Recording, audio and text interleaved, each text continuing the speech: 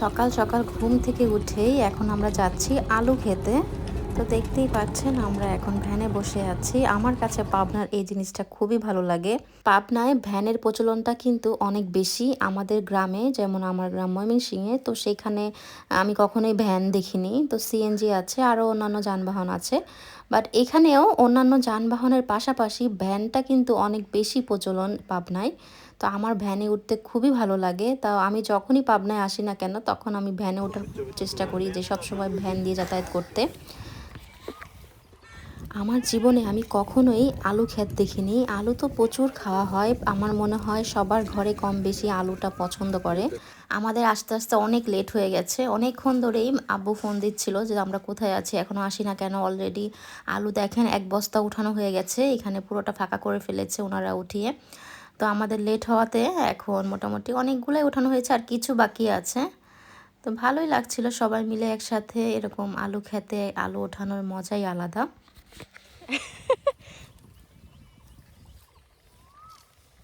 এই দাও কত আলু বেরিয়েছে শেষ আলু না বুঝলে দিল একটা আলু থেকে আবার কোন আলু রাদিয়া ওখানে যায় না, রাদিয়া ওখানে যায় না, ওখানে যেও না, এদিকে আসো। রায়হান ওরে নিয়ে আসো তো। রাদিয়া এই দেখো এটা কি কত দূর চলে গেছে দেখো, ওই যে আবার আসতেছে। দেখো অবস্থা শর্টকাট করতেছে, দাও শর্টকাট করো। আচ্ছা বুঝছি তো আলু রাস্তাটা ওদিকে আসতে দেখে এদিকে শর্টকাট আমি দেখছি যে একটু মাটি ময়লা, আবার ওদিকে এই যে এটা কি আলু লাগালেই হয়ে যায়। ও এটা বেসন আছে, যেরকম আমের যেরকম চারা বেশি লাগা ই করলে পারে চারা হয় না, ওই রকম এটারও ছোট ছোট আলু দেয় তো অনেক গ্যাস হয়, তখন বিক্রি করে ব্যাপারীরা। ছোট ছোট আলু লাগে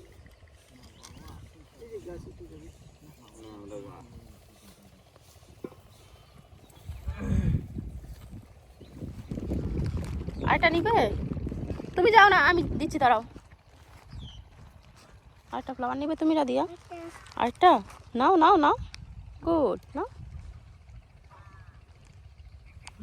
থ্যাংক ইউ। মামিকে দিবে? Thank you Radiya. আরেকটা দিবে মামিকে? নাইস রাদিয়া। তুমি গান শুনতেছো?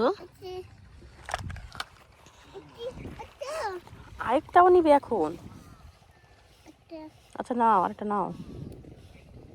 দেখি দেখি, পড়ে গেছে। আরেকটা নাও, আরেকটা নাও। হ্যাঁ আরেকটা নাও। আরেকটু কাছে আসো। এই যে এখান থেকে নাও, এই যে এখানে নাও, এখান থেকে নাও।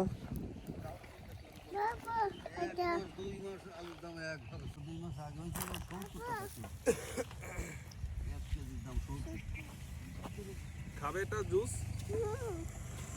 খাবে, খাবা?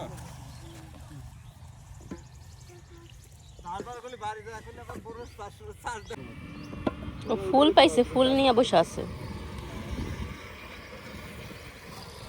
তিনটি মিলে আর দুইটি শরীর পারে তোর বান্ধা যাবে না, আর একটু কমাইতে হবে। বস্তা হয়ে গেছে দুইটা। একটা দড়ি দিল কি করি বান্ধা নিয়ে যাবো খারাপ করে। আমাকে বলেছিল সবার ছবি তুলে দিতে, তো আমি ভিডিও করে রেখে দিয়েছি। এখানে আমার চাচা শ্বশুর, চাচাতো ভাই, আমার শ্বশুর, দেবর সবাই একসাথে দাঁড়িয়েছিল। আর এখানে আমরা আলুগুলো সব উঠিয়ে দিয়েছি, এখন ভ্যানে করে বাসায় চলে যাচ্ছি। তো বাসায় যেতে যেতে সবার কাছ থেকে বিদায় নিয়ে নিচ্ছি। সবাই ভালো থাকবেন, নেক্সট কোনো ব্লগ নিয়ে আবার চলে আসবো। সেই পর্যন্ত সবাই ভালো থাকবেন, আল্লাহ হাফিজ।